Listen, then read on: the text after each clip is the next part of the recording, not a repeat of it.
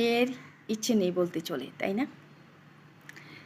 একটা মেয়ের জীবন, একটা বিবাহিতা মেয়ের জীবন ছেলেদের মোড়ের উপরে চলে।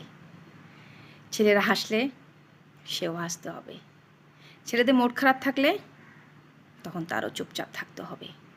তার ইচ্ছে তখন থাকতেই পারে না, কোনো ইচ্ছে থাকতে পারে না, সব ইচ্ছেকেই তখন দমন করতে হবে। মোড ভালো নেই, ঘরের স্বামীর মোড ভালো নেই মানে কিছুই ভালো নেই। রাগ উঠেছে, চুপ করে বসে থাকো। রাগ তো মেয়েদেরও মোড থাকে, মেয়েদের অনেক ইচ্ছে হয়, অনেক কিছুই। যখন মেয়েদের ইচ্ছে হয়, মেয়েদের মোড ভালো থাকে, তখন হাজব্যান্ডের কেন মোড ভালো হয় না? কেন হাজব্যান্ড মেয়েদের মোডের উপরে চলে না?